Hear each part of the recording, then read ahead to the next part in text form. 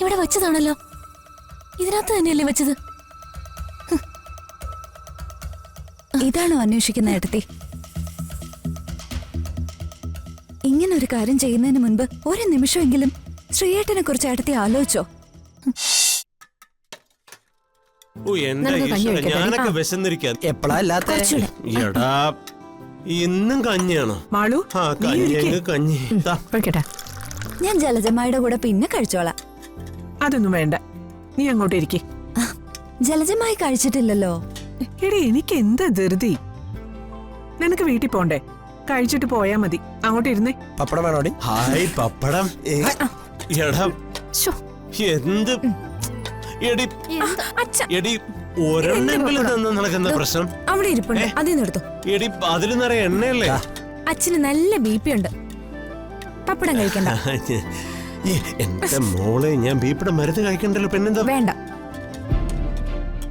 ഇവൾക്ക് എന്താ പ്രശ്നം? രണ്ടുപേരും കൊച്ചു കുട്ടികളെ പോലെ തുടങ്ങാതെ കഴിക്കാൻ നോക്ക്.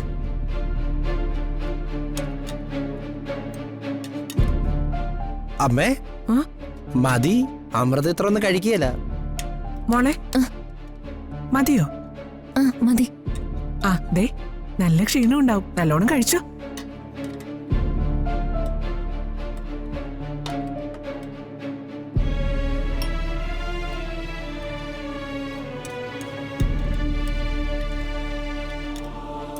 എന്താ ഒന്നും കഴിക്കാതെ? കഴിക്കാം മനുഷ്യ, കഴിക്കാം.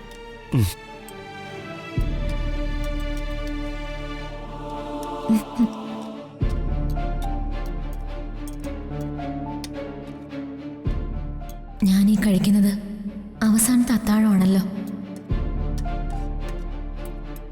എന്നെ കിട്ടിയതിൽ ശ്രീനാഥ് സന്തോഷിക്കുന്നുണ്ട്. പക്ഷേ എൻ്റെ മനസ്സിൽ എന്താണെന്ന് ആൾക്കറിയില്ല.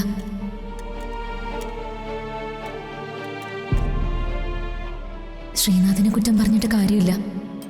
എല്ലാം എന്നെ ഇവിടെ കൊണ്ടെത്തിച്ചവരുടെ തെറ്റാണല്ലോ.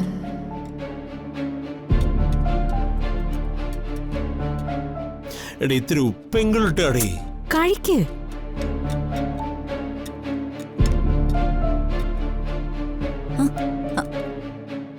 അമ്മായി. മോളെ മോളെ, നീ ഒട്ടും കഴിച്ചില്ലല്ലോ. മതി.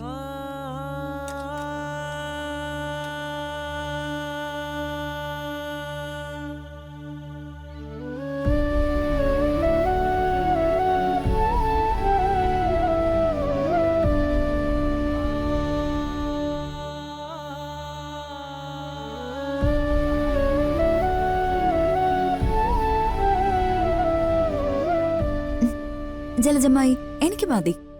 പോരാ, കുറച്ചുകൂടി കഴിക്ക്. ഈ കറിക്ക് കുറച്ച് ഉപ്പ് കൂടിപ്പോയല്ലോ. ഏയ്, ഉപ്പ് പാകത്തിനേ ഉള്ളൂ.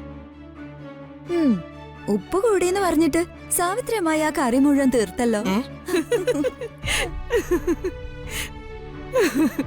അത് ശരിയാ.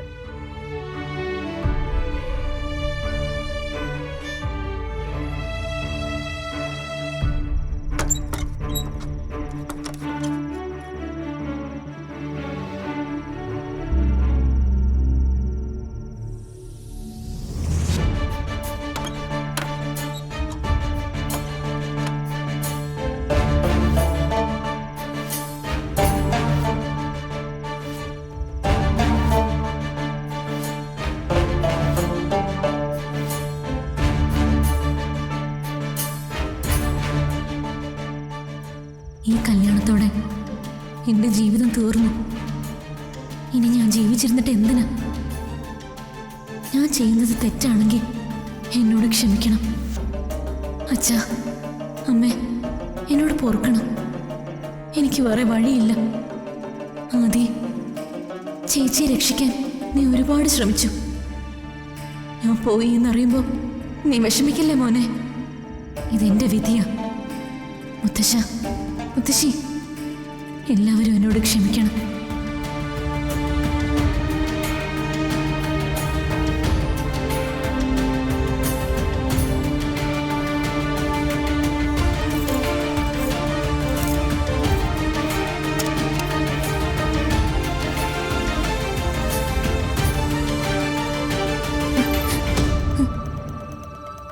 ഇവിടെ വച്ചതാണല്ലോ. ഇതിനകത്ത് തന്നെയല്ലേ വെച്ചത്?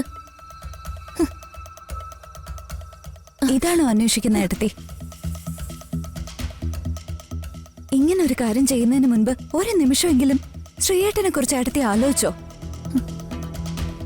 പോട്ടെ, ഏട്ടത്തിയുടെ സ്വന്തം വീട്ടുകാരെ കുറിച്ചെങ്കിലും ആലോചിച്ചോ? എന്താ ഏട്ടത്തി, എന്താ ഒന്നും പറയാത്തെ? എന്നെ കുറിച്ച് ആരെങ്കിലും ചിന്തിച്ചോ? ഇല്ലല്ലോ. എന്റെ ജീവിതം എന്തായി തീരുമെന്ന് ആരും ആലോചിച്ചില്ല. പിന്നെന്തിനാ ഞാൻ അവരെ കുറിച്ച് പിന്നെന്തിനാ ഞാൻ ചിന്തിക്കുന്നത്? എനിക്ക് ഈ കല്യാണത്തിന് ഒട്ടും താല്പര്യമില്ലായിരുന്നു. എല്ലാവരും കൂടി എന്നെ നിർബന്ധിച്ച് ഈ കല്യാണത്തിന് സമ്മതിപ്പിച്ചതാ. എനിക്ക് വേണ്ടത് എന്താണെന്ന് ആരും ചോദിച്ചില്ല. അതാർക്കും അറിയാനും താല്പര്യമില്ലായിരുന്നു. എന്റെ ലൈഫല്ലേ, മിനിമം അത്രയെങ്കിലും ആലോചിക്കായിരുന്നല്ലോ. എനിക്കിഷ്ടമല്ലാത്തൊരു ജീവിതത്തിലേക്ക് ഫോഴ്സ് ചെയ്ത് എല്ലാരും കൂടെ എന്നെ തള്ളിവിട്ടു. ഏട്ടത്തി, ശ്രീയേട്ടനുമായിട്ടുള്ള വിവാഹത്തിന് ഏട്ടത്തിക്ക് താല്പര്യം ഇല്ലായിരുന്നെങ്കിൽ താലി കെട്ടുന്നതിന് മുന്നെങ്കിലും ഏട്ടത്തി അത് പറയണമായിരുന്നു. സ്വന്തം വീട്ടുകാരോട് പറയാൻ പറ്റിയില്ലെങ്കിൽ വേണ്ട, പക്ഷെ മുത്തശ്ശനോടെങ്കിലും അത് പറയായിരുന്നില്ലേ? എനിക്ക് മുത്തശ്ശനെ വിഷമിപ്പിക്കാൻ കഴിയില്ല. മുത്തശ്ശന്റെ സന്തോഷത്തിന് വേണ്ടി മാത്രമാ ഞാൻ ഈ കല്യാണത്തിന് സമ്മതിച്ചത്. അങ്ങനെയാണെങ്കിൽ ഈ ലോകത്തിലെ ഏറ്റവും സ്വാർത്ഥയായ സ്ത്രീ എന്റെ ഏട്ടത്തിയാണെന്ന് എനിക്ക് പറയേണ്ടി വരും. മുത്തശ്ശനെ വിഷമിപ്പിക്കാതിരിക്കാൻ ഏട്ടത്തി ഈ കല്യാണത്തിന് സമ്മതിച്ചു. പക്ഷേ ഏട്ടത്തിക്ക് എന്തെങ്കിലും സംഭവിച്ചാ അതേ മുത്തശ്ശൻ ജീവനോടെ ഉണ്ടാവുമോ? അതെപ്പോഴെങ്കിലും ഏട്ടത്തി ആലോചിച്ചിട്ടുണ്ടോ? വീട്ടുകാരുടെ കാര്യം പോട്ടെ,